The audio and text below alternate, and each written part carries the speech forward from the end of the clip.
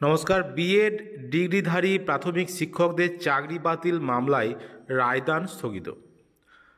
কলকাতা হাইকোর্টে যারা 2020 সালে যারা 16,500 নিয়োগে যারা বিএড ক্যান্ডিডেট যারা নিয়োগ পেয়েছেন তাদের নিয়ে কিন্তু কেস হয়েছে।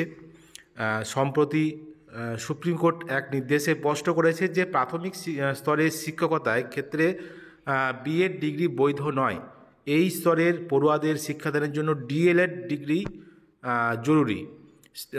শীর্ষ আদালতের এই নির্দেশে দেশ জুড়ে কার্যত অভূতপূর্ব পরিস্থিতির সৃষ্টি হয়েছে, কিন্তু শীর্ষ আদালতের নির্দেশটি কোন সময় থেকে কার্যকর করা হবে তা স্পষ্ট নয়। ফলে নির্দেশটি পুনর্বিবেচনার জন্য ফের সুপ্রিম কোর্টের দ্বারস্থ হয়েছে একাধিক রাজ্য।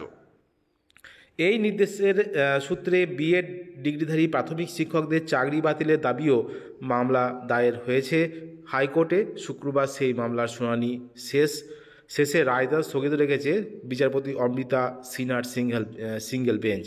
এদিন মামলার শুনানিতে মামলাকারীর পক্ষে আইনজীবীরা দাবি করেন যে নির্দেশে সুপ্রিম কোর্ট স্পষ্টভাবেই জানিয়ে দিয়েছে যে প্রাথমিক স্তরের শিক্ষকতার জন্য বিএড ডিগ্রি বৈধ নয়। এক্ষেত্রে বৈধতার প্রশ্নে জবাব দিয়েছে শীর্ষ আদালত। ফলে বিএড ডিগ্রি নিয়ে যারা প্রাথমিক শিক্ষক হিসেবে কর্মরত তাদের চাকরিও বৈধ নয়। এটাই কিন্তু মামলাকারীরা দাবি করছে, যারা বিএড ডিগ্রি দেখে যারা চাকরি পেয়েছেন এবং সেই সব ডিগ্রি যেহেতু সুপ্রিম কোর্টের নির্দেশে বাতিল হয়েছে, সেজন্য বিএড ডিগ্রিধারী প্রাথমিক শিক্ষকদের চাকরি কিন্তু বৈধ নয়। যদিও প্রাথমিক শিক্ষা পর্ষদের তরফে আদালতের দৃষ্টি আকর্ষণ সহ দাবি করা হয় যে সুপ্রিম কোর্টের ওই নির্দেশ পূর্ববর্তী সময় থেকে কার্যকর করা হবে নাকি পরবর্তী সময়ে তা কার্যকর করা হবে তা স্পষ্ট নয়। এ নিয়েই ইতিমধ্যেই শীর্ষ আদালতের দ্বারস্থ হয়েছে মধ্যপ্রদেশ সরকার। সেই মামলার শুনানি এখনও বাকি।